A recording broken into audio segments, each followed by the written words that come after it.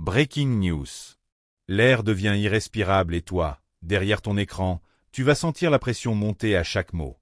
Des filles, des garçons, des destins broyés par la machine qui réclament toujours plus de chair pour payer les dettes de sang. Voilà le décor. On pensait l'avoir tout entendu, mais l'enquête explosive du FBI vient de faire sauter le verrou qu'on gardait sur le rôle caché de Gégis dans le réseau trouble de Didi. Tout est allégué, bien sûr, mais regarde comment les pièces s'emboîtent. Tu crois vraiment que les dizaines de caméras planquées dans chaque recoin des villas de Didi servaient juste de système de sécurité? Ou est-ce le grand jeu du chantage XXL? Freak-offs. Un mot qui claque comme un fouet, devenu la tristement célèbre signature de soirée où l'excès se dispute au sordide. Tout Hollywood connaît le principe. On te demande d'amener des escorts, hommes ou femmes, pour du spectacle classé X à huis clos. On éteint les smartphones, sauf le réseau de caméras omniprésent. Qui tient la bande détient la vérité ou la mort sociale des convives. Et pendant que le silence s'achetait en cash ou en menace, un nom revenait toujours, Cathy Corana White. Elle savait. Elle a disparu. Tout est allégué. Mais chaque fois qu'un témoin disparaît, l'odeur de panique flotte dans les couloirs dorés. Revenons à cette nuit du 25 août 2001, nuit qui a volé au monde sa princesse R&B Aliyah n'avait que 22 ans. Officiellement, un petit Cessna 402B trop chargé a décroché à peine 200 mètres après le décollage. Officieusement, on parle d'un commandant de bord qui n'aurait jamais dû être aux commandes, d'un manifeste falsifié, d'alcool, de cocaïne, d'un pilote au dossier lourd, et d'une chanteuse qui, selon plusieurs témoins, ne voulait pas monter dans cet avion. Des murmures disent qu'on l'aurait abrutie de substance, qu'on l'aurait portée inconsciente pour décoller coûte que coûte. Tout est allégué, encore. Alors pose-toi la question. À qui profitait le crash? Certainement pas à Aliyah. Mais à ceux que son ascension fulgurante inquiétait. À ceux qui voyaient leurs plans, leurs deals, leur passion interdite menacée par une voix qui capturait la planète entière. Parlons d'obsession. Gégis et Aliyah, une histoire de regards, de rumeurs, de deals jamais signés. Selon Dame Dash, compagnon officiel d'Aliyah à l'époque, je ne supportais pas qu'elle lui échappe. Il l'aurait approchée alors qu'elle était mineure, aurait rafistolé des collaborations pour se rapprocher d'elle, et se serait heurté à un mur. On sait comment l'ego blessé d'un magnate du rap peut tourner. Dans ce milieu, le nom d'une femme n'est pas toujours accepté comme une fin de phrase. Parfois, c'est le début d'un complot. Flash forward. Beyoncé entre en scène. 6 mois à peine après la tragédie, Destiny's Child cède le pas à la diva solo. Les charts, les tapis rouges, les deals cinéma. La route qu'Aliyah ouvrait se retrouve pavée d'or pour Beyoncé. Coincidence?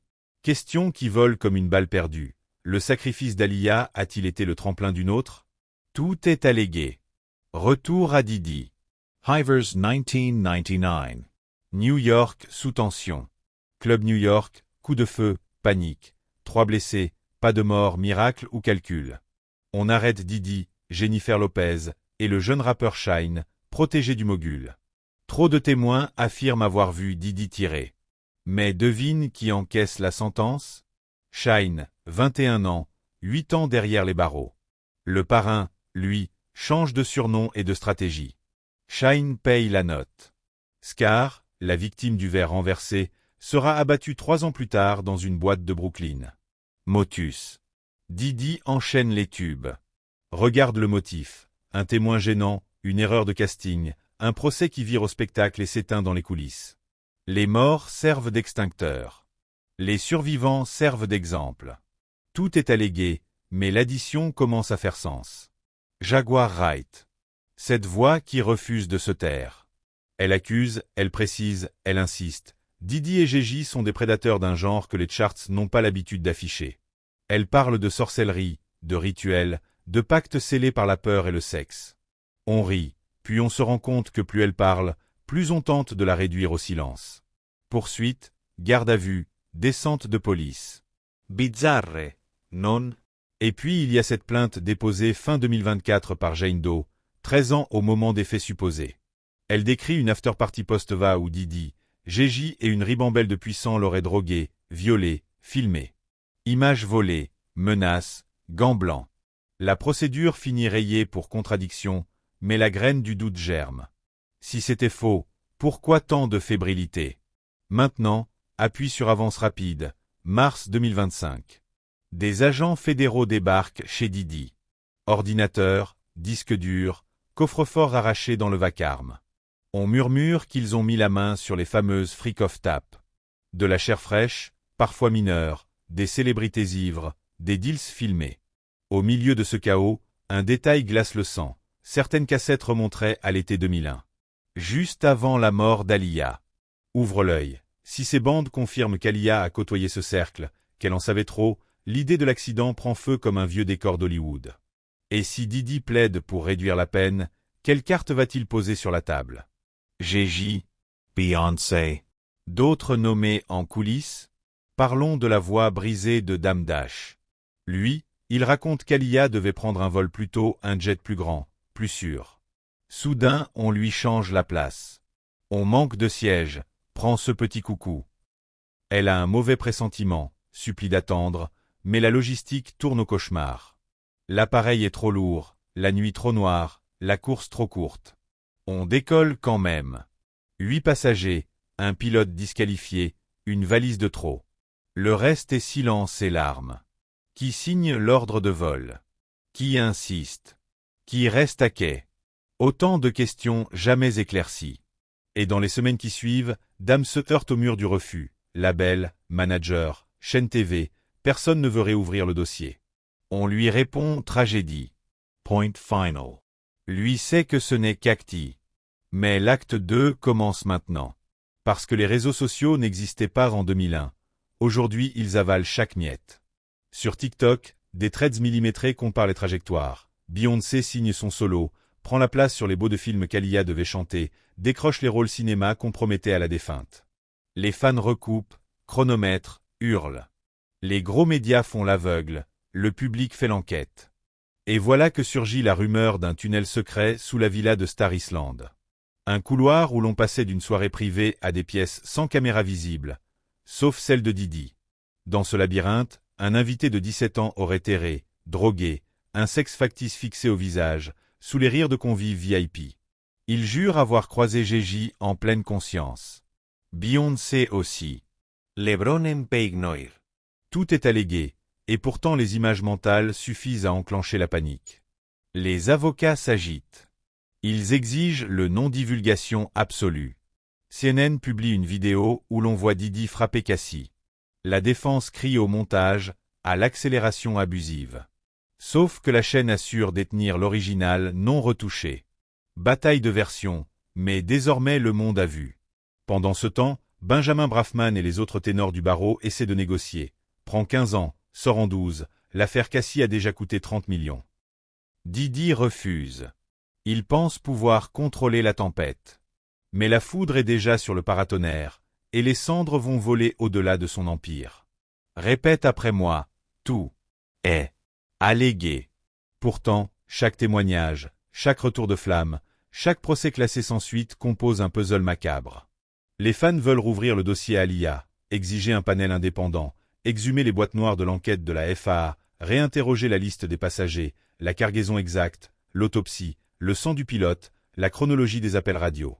Parce que si on prouve que le crash n'était pas une fatalité, mais un reset intentionnel, alors tout l'édifice bâti sur son absence vacillera. Grammy, contrat cinéma, marque de luxe, la fortune de l'une construite sur la tombe de l'autre? Et si ça tombe, combien de têtes avec? Regarde les dominos déjà en équilibre instable, Harvey Weinstein, Jeffrey Epstein, R. Kelly. Chaque fois, un géant est tombé, et les cercles du pouvoir ont tenté de minimiser l'onde de choc. Maintenant, c'est Didi, et l'onde menace d'emporter la dynastie Carter-Knowles. Gégé rompt enfin le silence? Non. Il lâche un communiqué sec, sans âme, les allégations sont fausses. Puis il disparaît, laissant managers et podcasts arrosés à coups de billets vers filtrer les questions. Mais le fleuve numérique est à sec de censure, et chaque tentacule qu'il coupe repousse en 1000 captures d'écran. On se souvient aussi que Gégé avait collaboré 2 fois avec R. Kelly, bien après que celui-ci ait épousé Alia clandestinement alors qu'elle était mineure. Dame Dash, lui, avait claqué la porte du projet, jugeant la chose impardonnable. Quelle ligne rouge Jay était-il prêt à franchir pour des millions d'albums vendus? À chacun de tirer ses conclusions. Pendant que tu écoutes, la clameur monte. Justice pour Alia. Des pétitions exigent que le NTSB et le FBI fusionnent leurs dossiers, que les compagnies d'assurance dévoilent les rapports internes, que le registre des indemnisations soit publié. Et surtout, que les passagers survivants, muselés par des NDA depuis 24 ans, puissent parler sans craindre poursuite. Imagine si l'un d'eux lâche enfin. Oui, elle ne tenait plus debout quand on l'a hissée. Imagine le séisme. Les actionnaires des labels, les firmes de streaming, les chaînes de télévision, tous obligés de réécrire l'histoire. Mais l'histoire s'écrit déjà dans la rue numérique. Des hashtags comme hashtag Aliyah was the key, hashtag FreakOfPhil et hashtag Carter Cover-up explosent. Les influenceurs décryptent les symboles occultes dans les clips de Beyoncé. On repère des flashs d'abeilles, d'avions, de bateaux funéraires. Serait-ce un message codé ou juste une esthétique? La paranoïa vire au sport national.